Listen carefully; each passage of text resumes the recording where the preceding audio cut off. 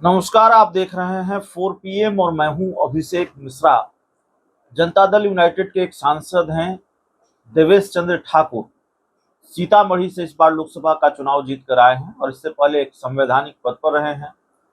बिहार विधान परिषद के सभापति रहे हैं और जब चुनाव जीत कर आए हैं तो जीत के बाद भी उनके खिलाफ उनकी भड़ास निकली है। जिन्होंने उनको वोट नहीं दिया, उनके हिसाब से देवेश चंद्र ठाकुर को लगता है कि जिन्होंने वोट नहीं दिया उनका काम नहीं करना चाहिए, उनको चाय नाश्ता पिलाकर विदा कर देना चाहिए।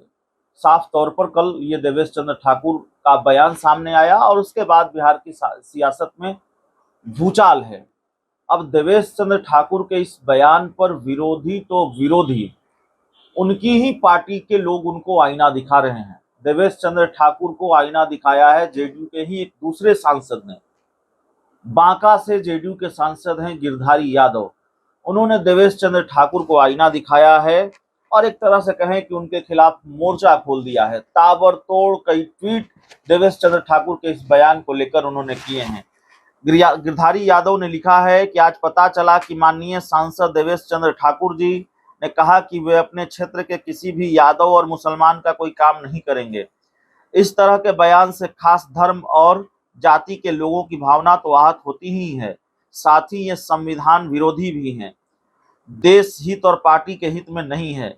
श्री देवेश चंद्र ठाकुर जी पहली बार संसद जा रहे हैं तो शायद भावावेश में इस तरह की बातें बोल गए, पर उनको समझना चाहिए कि ऐसे अनर्गल बयान से समाज में द्वेष को बढ़ावा मिलेगा। एक जिम्मेदार नागरिक और जिम्मेदार पद पर होने के नाते इस तरह का बयान सामने आना शर्मनाक है। मैं देवेश चंद्र ठाकुर जी से अपील करता हूं कि वे इस विवादित बयान को वापस लें। दूसरी तरफ देवेश चंद्र ठाकुर इस बयान को वापस लेने को तैयार नहीं है। देवेश चंद्र ठाकुर कह रहे हैं मैंने वो कुछ भी गलत नहीं कहा, मैंने कहा कि मैं सामाजिक सार्वजनिक काम करूंगा लेकिन किसी का व्यक्तिगत काम नहीं करूंगा, उन लोगों का व्यक्तिगत काम नहीं करूंगा जिन्होंने मुझे वोट नहीं दिया है। यादव मुस्लिम समाज से आने वाले लोगों का व्यक्तिगत काम नहीं करूंगा। इस तरह की बात देवेश चंद्र ठाकुर ने कही है। जब उनसे ये राय मांगी गई, उनसे प्रतिक्रिया मांगी गई कि आपने इस तरह का बयान दिया है, तो एक इंटरव्यू में उन्होंने इस तरह की बात कही है। लेकिन देवेश चंद्र ठाकुर का ये बयान उनकी ही पार्टी के एक सांसद को नहीं पच रहा है। पच तो बहुत लोगों को नहीं रहा होगा, लेकिन गिरधारी यादव का बयान सामने आया है जो जेडीयू के ही नेता है, जेडीयू के ही सांसद हैं, और वो देवेश चंद्र ठाकुर के इस बयान को न सिर्फ शर्मनाक बता रहे हैं बल्कि संविधान विरोधी बता रहे हैं। तो जेडीयू में ही बवाल हो गया है देवेश चंद्र ठाकुर के इस बयान को लेकर। जाते जाते देवेश चंद्र ठाकुर का वो बयान भी हम फिर सुनवाते जाते हैं जिसको लेकर इतना बवाल मचा हुआ है। बहुत बहुत धन्यवाद।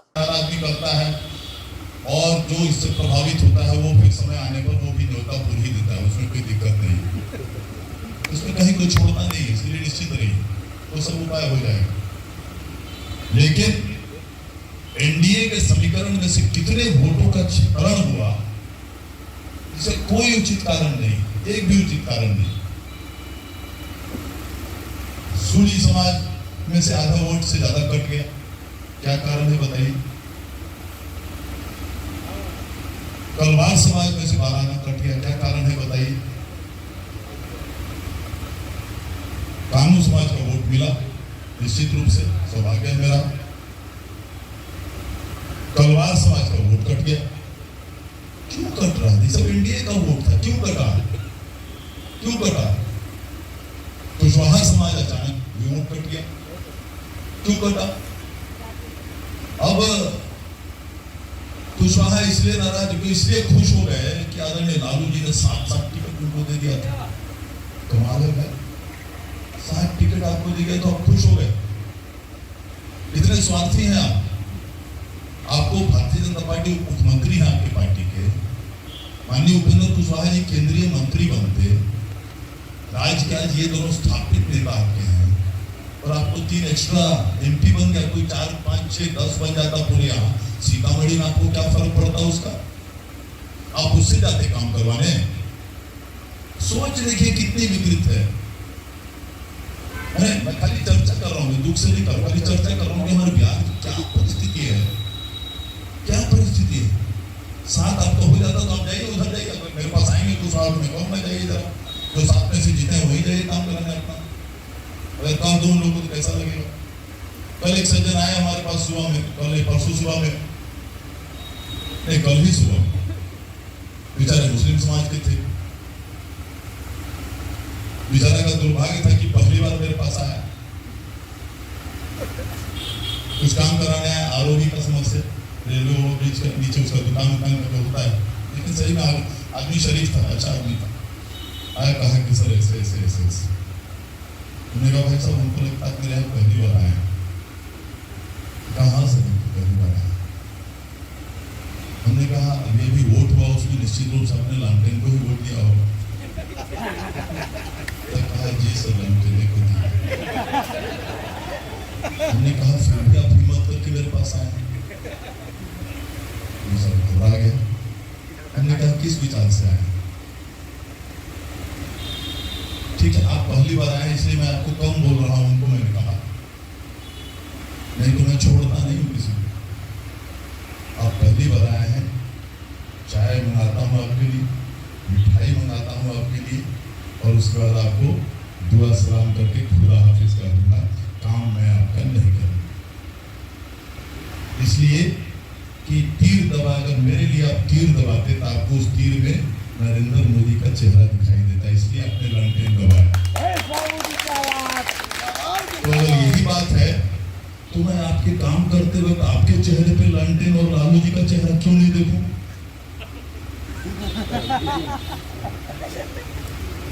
आप बताइए कैसे मैं आपका काम करूं? मैं नहीं कर सकता।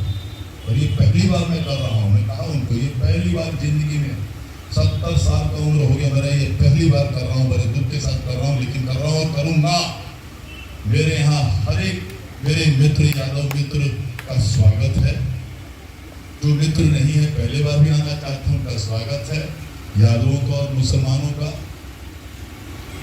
आइए, चाय पीजिए, मिठाई खाइए, काम के बारे में मत बोलिए, मैं आपका काम नहीं करूंगा।